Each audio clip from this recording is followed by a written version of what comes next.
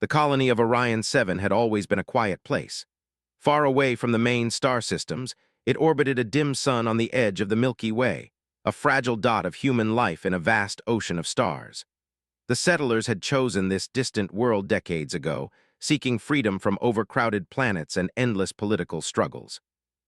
Life on Orion 7 was hard, but humans thrived where others might have failed. They had learned to survive the bitter storms of their planet, to grow food in harsh soil, and to repair machines that seemed to break more often than they worked. Every person on Orion 7 carried a spark of ingenuity, a stubborn refusal to be defeated by circumstance. For a long time, life was predictable. The humans knew their world, their resources, and their dangers. They had explored the nearby asteroid fields, mapped the strange magnetic storms, and even built communication arrays capable of contacting passing traders. But predictability was about to end. It began with a faint tremor, barely noticeable at first. Sensors picked up a pattern of energy fluctuations unlike anything the colony had seen. Machines that normally hummed smoothly began to spike erratically. At first, the engineers thought it was a local fault, a loose wire, a failing sensor. But as hours passed, it became clear that the anomaly was coming from outside the system. It was something vast, something moving with purpose, and it was heading straight toward Orion 7.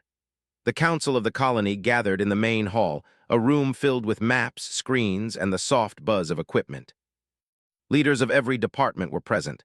Scientists, engineers, security officers, even the elder farmers who had seen the colony grow from a handful of settlers to a thriving community. The room was tense, more so than it had been in decades. "What are we looking at?" asked Commander Rhea, her voice steady but her eyes sharp. She was one of the few people on Orion 7 who had seen space combat drills, even if no real war had touched their system. Dr. Malik, the lead astrophysicist, pointed at a projection in the air.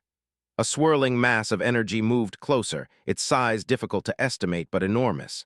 "We don't know exactly what it is. It doesn't match any known cosmic phenomena. It's not a star, not a black hole, not a comet, but it is consuming energy, enormous amounts. If it reaches the planet, it could destroy everything." Their defenses were designed for small asteroid strikes, not a creature of unknown energy. "Then we don't have time," Rhea said, her jaw tight. "We need to send a distress signal, alert the galaxy, tell anyone who might hear us that we need help." It was a beacon designed to transmit a signal far beyond known space, a call for help in case of existential threats. Few had ever tested it, and fewer still believed it would reach anyone. But now, there was no choice. As engineers prepared the beacon, Dr. Malik worked with his team to describe the threat in as much detail as possible. They had only hours, perhaps less. Every calculation mattered. Every prediction of the anomaly's path could be the difference between survival and annihilation.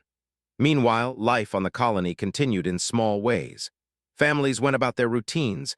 Children played in enclosed parks under artificial skies, unaware of the approaching danger.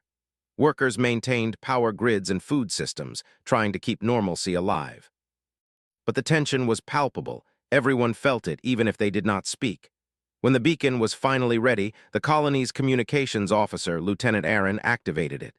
The device hummed with power, sending a pulse of energy far beyond Orion 7's solar system. The message was simple, concise, but desperate. It included the location of the colony, the description of the anomaly, and a plea for help. Humans might be far from the center of galactic civilization, but they hoped someone would hear it. The council watched the beacon pulse into the void, their faces grim. "Now we wait," said Rhea, though her voice carried little comfort. Waiting had always been the hardest part. They had survived storms, power failures, and resource shortages, but waiting for an unknown entity to arrive was a new kind of fear. Days passed. The anomaly grew larger in their sensors, its energy fluctuations increasing in intensity. Communications remained silent.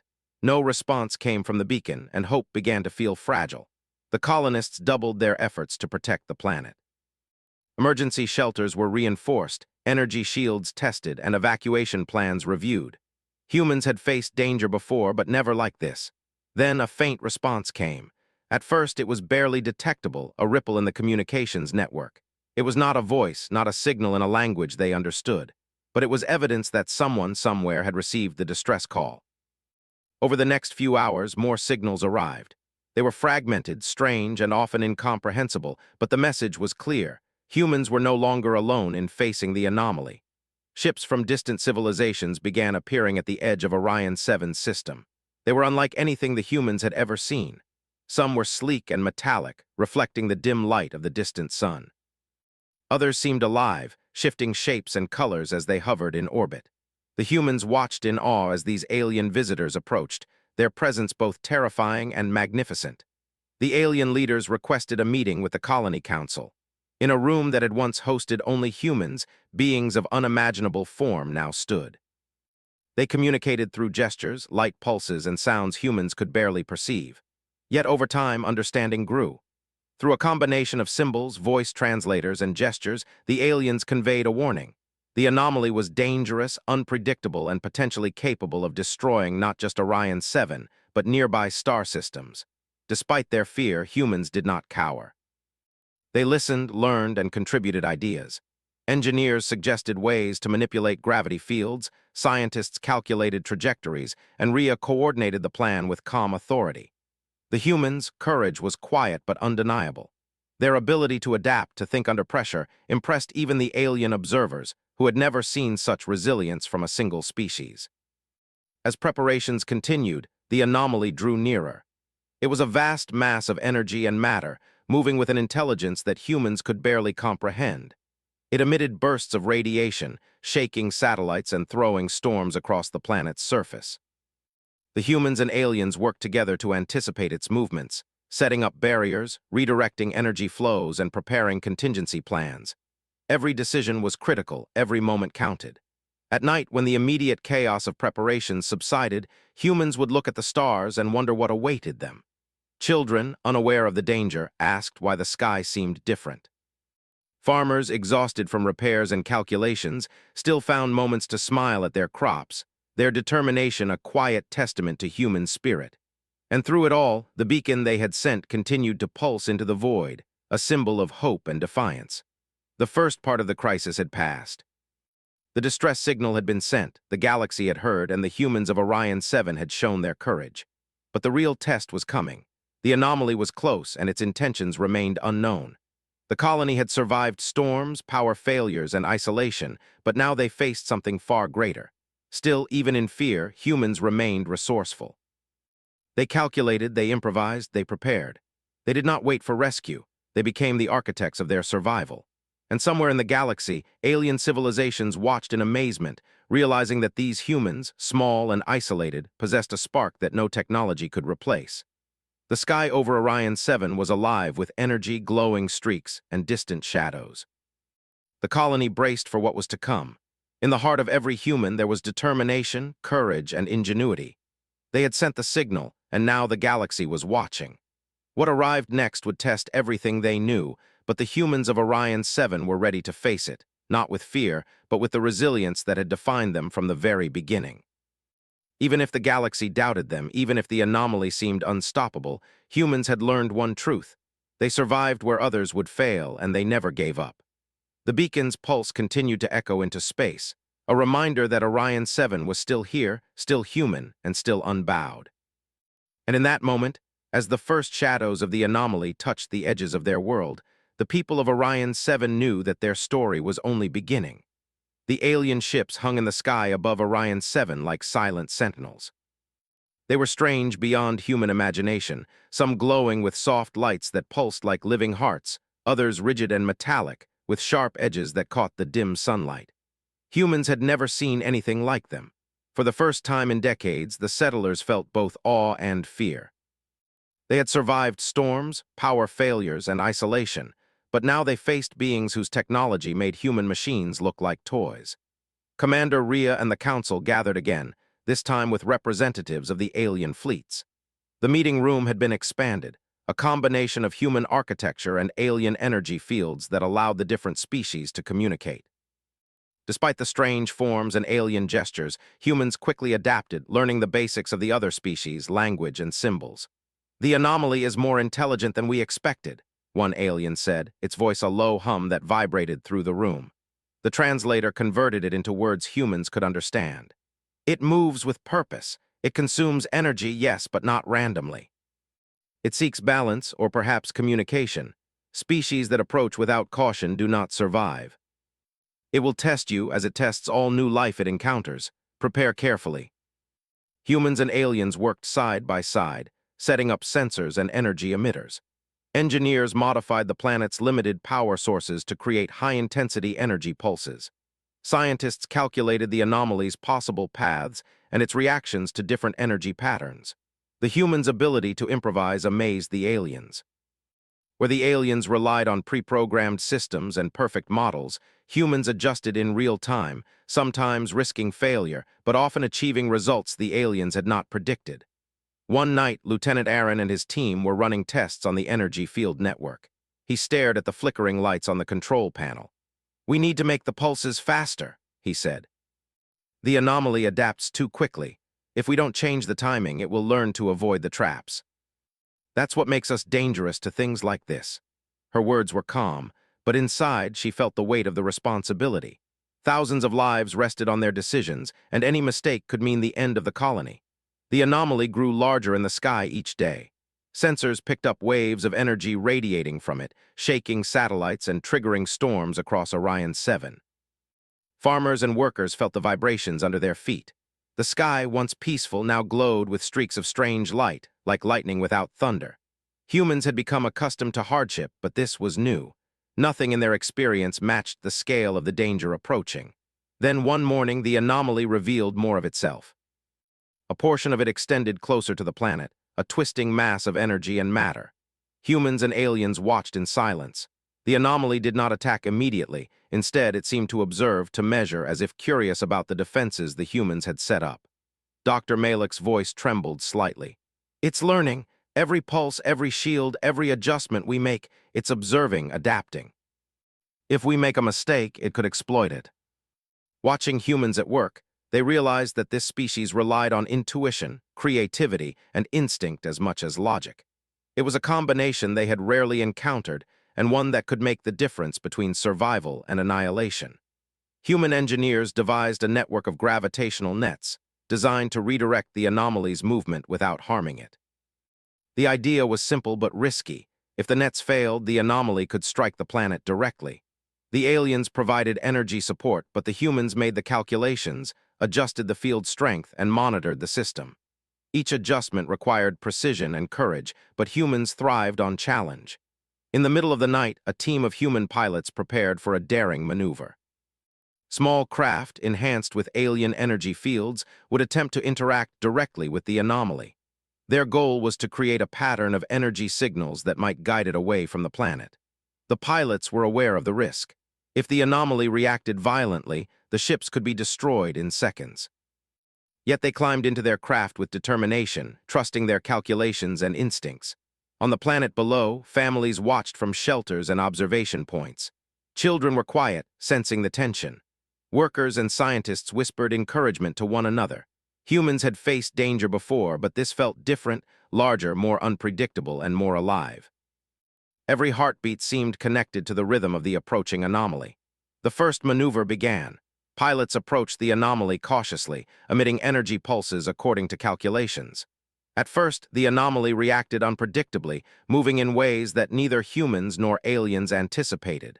Some energy pulses dissipated uselessly. Some were absorbed. But the humans adapted immediately, changing frequencies, timing, and direction. One pilot, a young woman named Lyra, noticed a pattern in the anomaly's reactions. "It's not random," she said over the comms. "It's trying to understand us. Each pulse we emit, it measures, and then it responds. We can guide it if we communicate carefully." Humans have always learned by acting. Now is no different.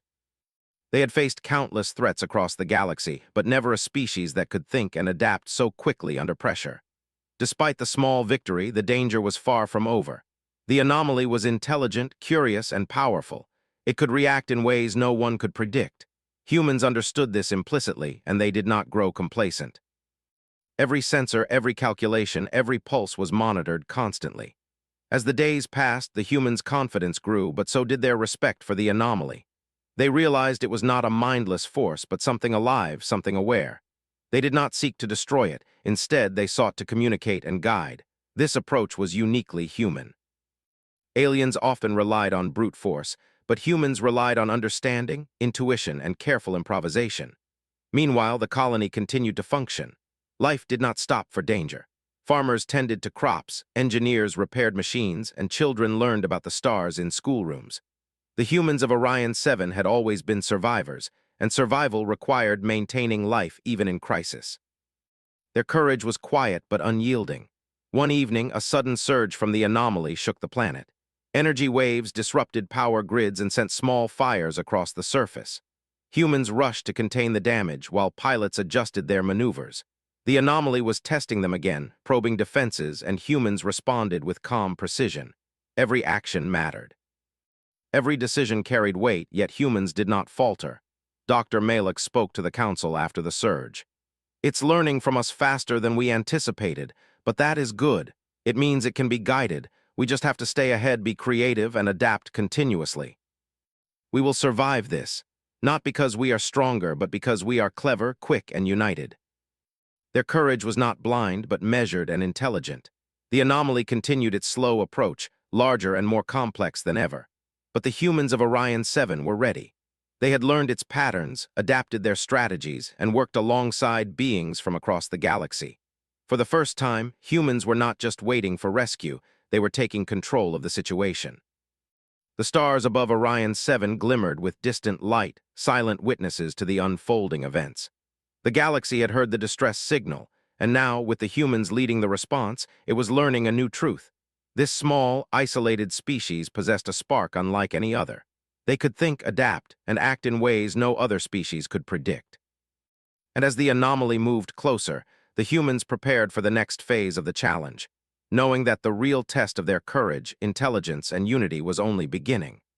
The galaxy watched, the aliens watched, and the humans faced the unknown with the unshakable determination that had always defined them. For Orion 7, the first contact with the anomaly had begun, and with it, a story of survival, intelligence, and human spirit that would echo across the stars. The anomaly had grown impossibly large. From orbit, it looked like a living storm of energy and matter, shifting in color, shape, and intensity. It pulsed as it moved, sending waves of radiation that made the atmosphere of Orion 7 shimmer and vibrate. Humans and aliens alike observed it with a mixture of awe and fear. No sensor could measure it fully, no calculation could predict all its movements. Commander Rhea stood in the observation deck of the main control tower, watching the anomaly's slow approach. The alien ships hovered above, their lights casting eerie reflections on the planet below. She had been awake for hours, coordinating teams of engineers, scientists, and pilots.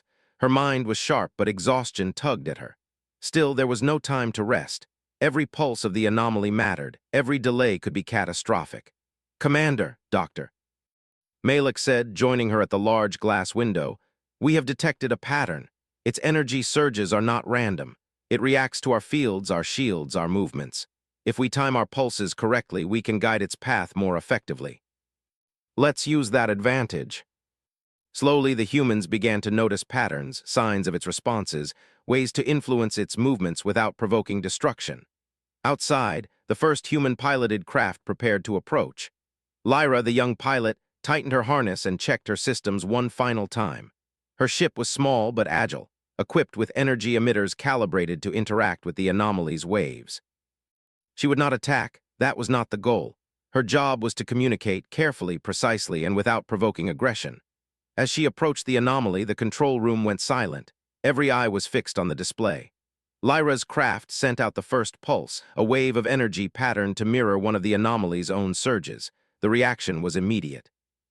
The anomaly shifted, pulsing in a new rhythm. Lyra adjusted, sending subtle variations. Slowly it moved, its massive form beginning to follow a path away from the planet. "Keep it steady," Rhea instructed, her voice calm but firm. "Do not let it get out of control." Their technology could contain or destroy dangerous phenomena, but they had never seen a species guide a force like this with only intuition, creativity, and rapid adaptation. The humans' ability to act under pressure was unlike anything in the galaxy. Hours passed. The anomaly continued to test them. It extended tendrils of energy, probing the gravitational nets. Some pulses disrupted shields, forcing humans to quickly recalibrate. Some waves interfered with alien systems, creating minor chaos in the observation decks. Yet humans adapted instantly. They improvised new patterns, shifted strategies mid-operation, and always stayed one step ahead.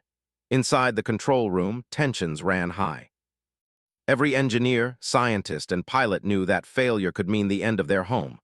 They worked in perfect coordination, trusting both their training and instinct. Even the children of Orion 7, watching from safe observation points, sensed the tension in the air. Families huddled together, waiting for news, understanding that the entire colony depended on the actions of these few brave individuals. Dr. Malik analyzed the data streaming in from multiple sensors. Its energy fluctuations are incredible. We've never seen anything like this. It's aware. Every adjustment we make, it studies, reacts, and adapts, yet it does not attack outright. It seems curious. Slowly, the anomaly's massive shape shifted, moving away from populated areas and toward a safe trajectory. The humans had done what no alien fleet could do alone. They had guided it. A sudden surge from the anomaly nearly overwhelmed the gravitational nets. Energy pulses flickered, and several alien systems momentarily shut down. Humans responded instantly. Engineers recalibrated emitters mid-operation, rerouted power, and adjusted shields in real time. One young technician, barely 20, realized that a minor adjustment in frequency could stabilize the field. She acted without hesitation, and the anomaly's surge passed without incident. The aliens were silent. They had faced galactic threats that could destroy entire planets, yet they had never witnessed such adaptability. Humans did not rely solely on technology or brute force. They relied on creativity, instinct, and the willingness to act under extreme pressure. It was a combination that even the most advanced species could not easily replicate. As the anomaly moved steadily along the intended path, a new realization struck the humans. They were not just surviving, they were learning from it. Every wave, every pulse, every adjustment revealed more about the anomaly's nature. It was vast, powerful, and yet it seemed to understand balance. It reacted not just to energy, but to intent. Dr. Malik spoke quietly to Rhea. It's almost like it's sentient, not in a human sense, but aware. It learns, it reacts, it adapts. It's testing us, yes, but also communicating in its own way. We are proving that humans can face the unknown and adapt. And yet humans did not panic. They acted, they adapted, they survived. In the middle of the operation, a sudden complication arose. One of the alien ships miscalculated a gravitational adjustment, sending a shockwave toward the colony. Emergency protocols activated. Humans sprang into action. Engineers rerouted power, pilots adjusted trajectories, and shields held firm. The anomaly itself reacted to the new conditions, hesitating, pulsing in ways that allowed humans to regain control. Dr. Malik looked around at his team. This is it, the real test, not just surviving but mastering the unknown. Humans have the ability to think, adapt, and act where others might fail. That is our strength. Exhaustion weighed heavily on every human and alien present, but they did not stop. Every pulse sent, every shield adjusted, every maneuver executed brought the anomaly closer to safety. And then, slowly, it became clear. They were succeeding. The massive energy form, once a source of terror, now followed the path the humans had set. It moved with grace, avoiding populated areas, and adapting to the fields designed to guide it. The control room erupted in quiet cheers. Humans had done what no alien fleet alone could accomplish. They had guided a being of unimaginable size and power using nothing but intelligence, creativity, and instinct. Their courage and adaptability had turned potential destruction into controlled cooperation. Rhea allowed herself a small smile. "This is what humans do," she said softly. "We survive, we adapt, and we rise to challenges others cannot face. This is who we are." Their historians and scientists would study this moment for decades, amazed that a species so small in number could act with such intelligence and bravery. Where advanced technology and raw power had failed to predict or control the anomaly, humans had succeeded simply by thinking, improvising, and acting with courage. As night fell on Orion 7, the anomaly continued to move along the guided path. Its massive form glowed against the dark sky, a living storm tamed not by force, but by the ingenuity of humans. The colony exhaled, relieved but vigilant. The challenge was not yet over, but they had proven something extraordinary. Humans had always survived by adapting, by thinking, and by never giving up. Against a force beyond imagination, they had shown that these qualities were their greatest strength. The galaxy had heard their distress signal, and now, It had witnessed the human spirit in action. Orion 7 was no longer just a distant colony. It was a symbol of ingenuity, courage, and resilience.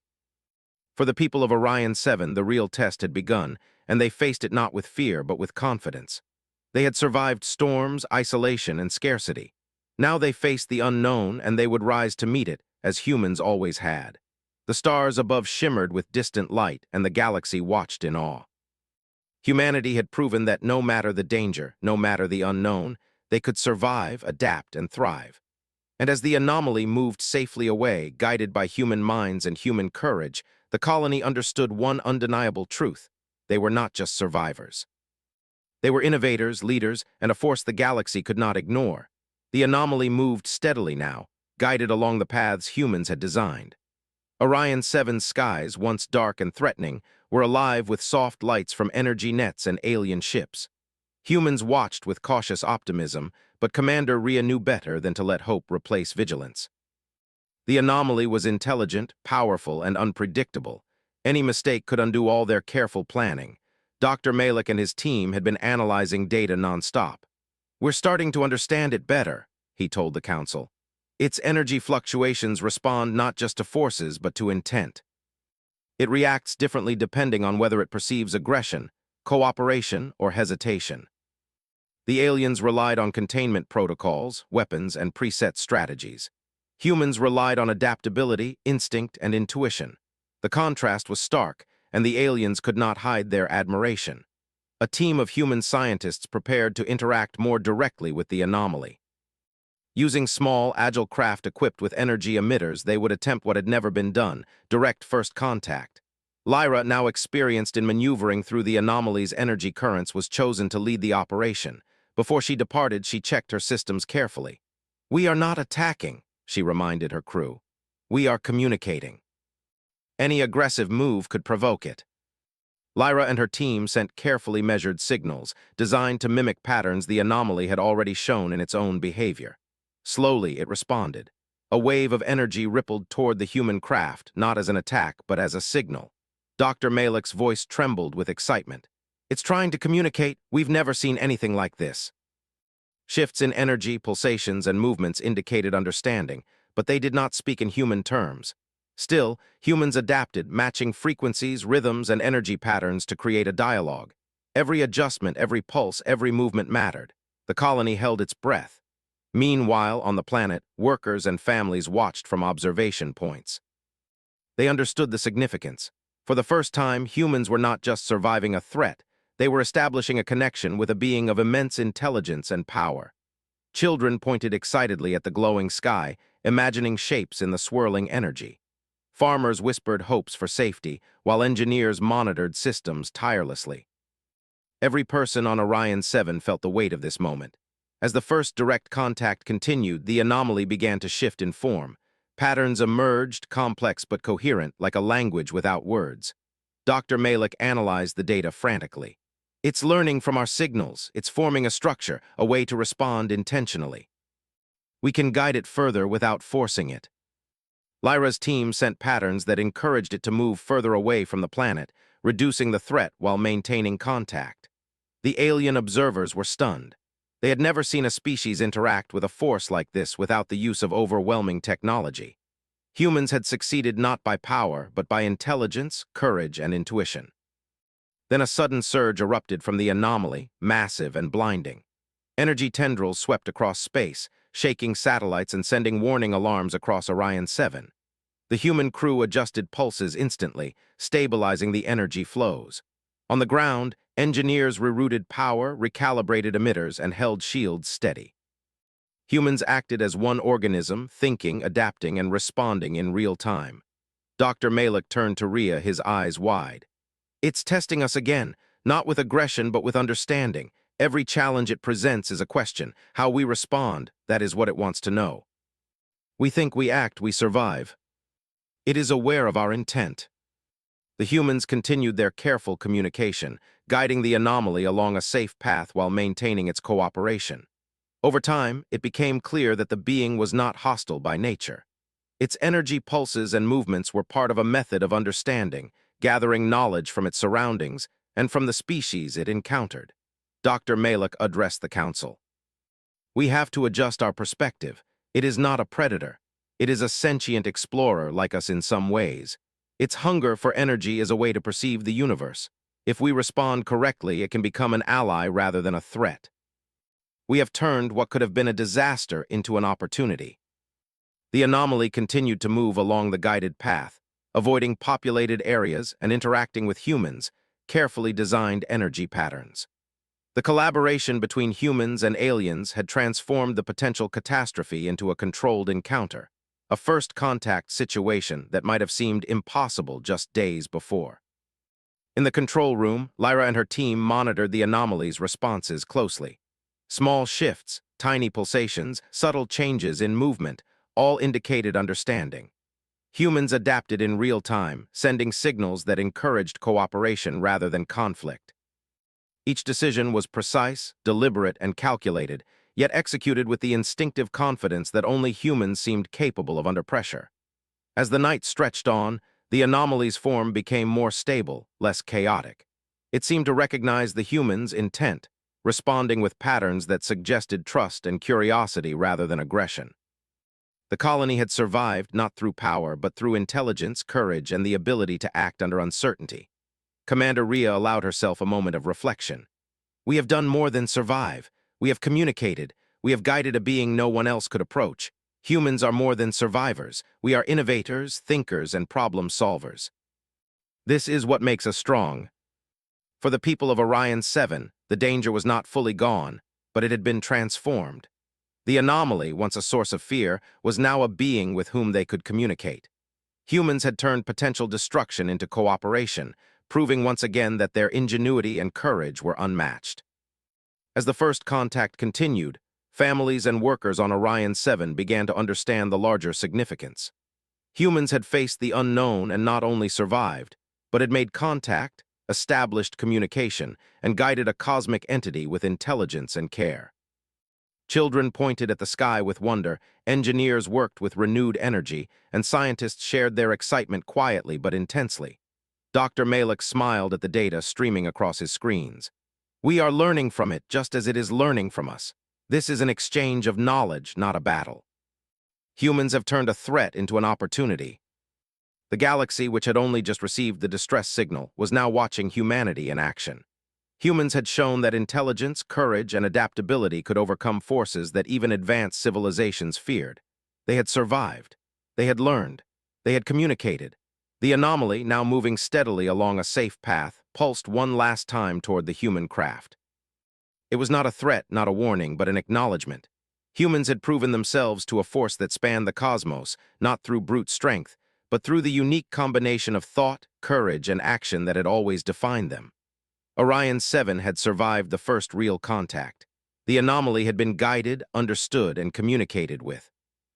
Humans had turned danger into opportunity, proving that they were a species capable of facing the unknown with intelligence, courage, and unity. The galaxy had begun to notice, and for the first time, humans felt a quiet confidence that their place among the stars was not just as settlers, but as thinkers, innovators, and problem solvers. The night on Orion 7 was calm, but alive with energy.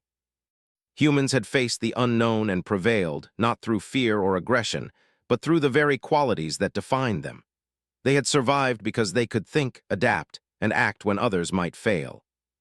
And as they looked to the sky, the people of Orion 7 knew that their story, their influence, and their spirit would echo far beyond their remote corner of the galaxy. The anomaly moved slowly across Orion 7's skies, its massive form now steady and calm. Its chaotic energy had become rhythmic, almost serene, and the humans had learned to read its movements like a language. Over weeks of careful observation, communication, and guidance, the colony had begun to understand the true nature of the being. It was not a predator. It was a traveler, a collector of knowledge, a creature whose existence was beyond human imagination, yet bound by curiosity and purpose. Commander Rhea stood in the main control tower, overlooking the colony. From here, she could see the alien ships hovering in orbit, the energy nets glowing faintly across the planet's surface, and the anomaly moving like a giant, intelligent storm. The weight of everything they had endured pressed on her mind. Thousands of lives had depended on the actions of humans who had refused to panic, who had trusted their instincts. and who had acted with courage and precision. Dr. Malik approached, holding a tablet filled with data streams and energy readings. "We're seeing patterns now that confirm it is sentient," he said. "The energy flows correspond to recognition and even problem-solving. It has been observing us as much as we have been observing it. It is learning from humanity." The aliens had never seen cooperation like this. Humans did not simply follow protocols or rules. They improvised, adjusted in real time, and made decisions with both intelligence and intuition. The anomaly had forced humans to rise to a new level of ingenuity, and the aliens realized that in this species, raw creativity and courage were as valuable as technology or strength. Lyra and her team were preparing another close approach to the anomaly.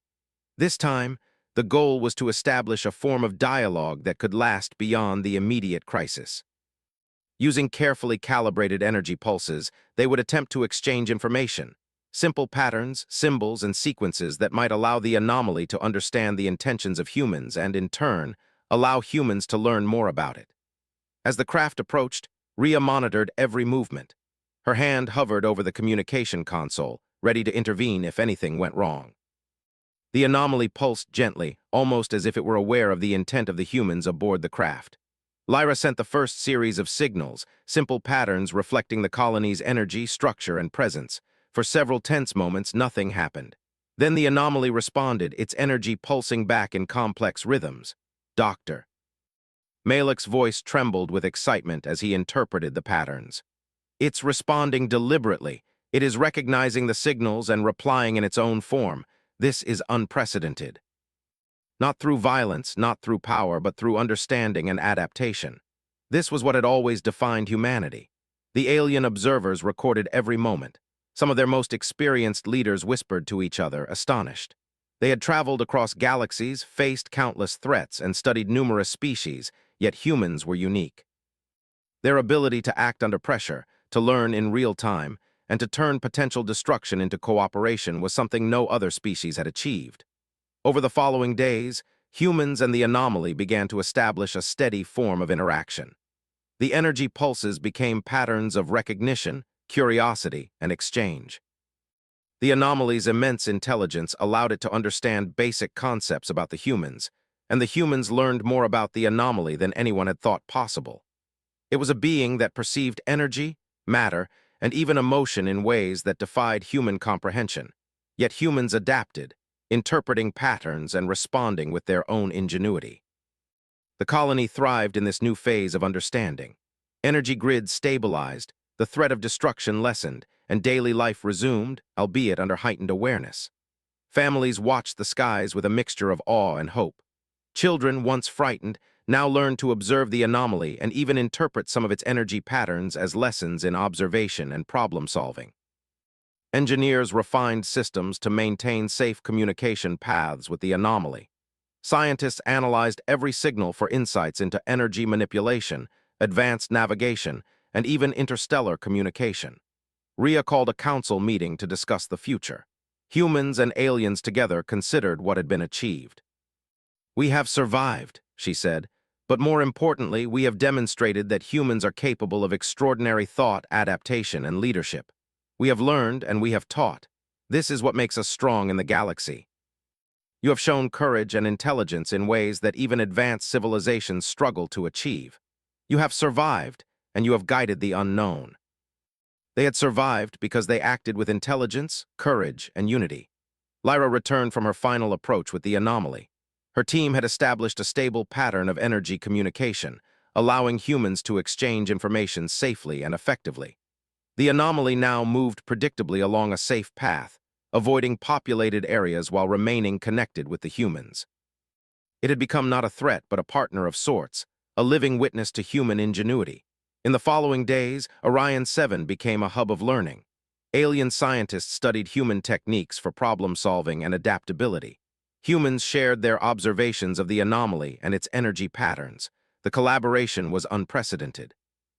Where once the galaxy had doubted humanity's capabilities, now it watched in awe. A small, isolated species had faced a force of unimaginable scale and turned potential disaster into cooperation. Dr. Malik reflected on what they had achieved. "We have done more than survive. We have proven that human thought, courage, and adaptability are forces to be reckoned with. We have transformed fear into knowledge, danger into opportunity.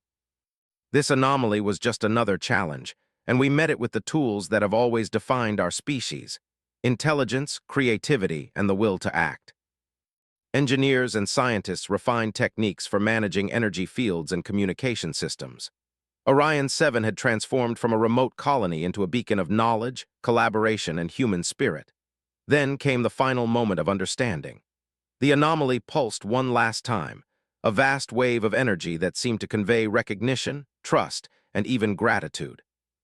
Humans and aliens alike interpreted the signals carefully. It was an acknowledgement of cooperation, a declaration that the humans had earned its recognition not through force, but through intellect, courage, and adaptation. Rhea looked at the sky, feeling a mixture of relief and pride. "We have survived," she said quietly, "and we have done more than that. We have shown what humanity is capable of. The galaxy has witnessed it, and we will carry this forward not with arrogance but with responsibility and wisdom." Instead, they had witnessed the birth of a new reputation for humanity, one of courage, intelligence, and leadership in the face of the unknown. The anomaly continued its journey, leaving Orion 7 behind, but its impact on the colony and the galaxy would remain forever. Humans had proven that survival was not just about strength or technology. It was about intelligence, adaptation, and the courage to act when others would hesitate. It was about the willingness to face the unknown and turn it into an opportunity. In the days that followed, the colony rebuilt and reflected. Children played and learned about the stars. Engineers refined energy systems and prepared for future challenges. Scientists continued to study the anomaly's signals, discovering insights that would advance human knowledge far beyond their remote corner of the galaxy. Rhea addressed the colony, her voice carrying across the observation deck. "We faced the unknown, we adapted, we acted, and we survived. But we did more than survive. We proved that humans are capable of extraordinary things. We have earned a place in the galaxy, not through power, but through intelligence, courage, and unity." Orion 7 had survived, humans had grown stronger, and the galaxy had learned something profound. Humanity was a force to be reckoned with, not because of technology alone, but because of the qualities that define them at their core. The stars above Orion 7 twinkled, reflecting the energy of the anomaly moving away and the glow of the alien ships in orbit. Humans looked up at them, feeling connected to the galaxy in a way they had never experienced before. The distress signal they had sent had summoned help, yes, but it had also revealed humanity's potential to the cosmos. Commander Rhea walked through the colony's streets, observing families, workers, and children. Each person carried a spark of ingenuity, courage, and resilience. Each had contributed in some way to the survival and success of Orion 7. The galaxy had witnessed it, and humans had proven that even in isolation, even when facing the unknown, they could rise to any challenge. Dr. Malik joined her, looking up at the sky. "We've learned more than I ever imagined. About the anomaly, yes, but also about ourselves. Humans are remarkable. We've always been remarkable. We survive because we think, we act, and we never give up. The galaxy may have doubted us, but now it knows. And we will continue to rise wherever the stars take us." Humans had faced the unknown and prevailed not through brute force, but through courage, intelligence, and unity. And as the colony continued its daily life under the vast expanse of stars, one truth remained clear. Humanity's story in the galaxy was only beginning, and nothing, not storms, isolation, or even unknown cosmic forces, could stop it. The galaxy had been horrified at first, but now it was in awe. And humanity, in its small but unyielding way, had earned its place among the stars.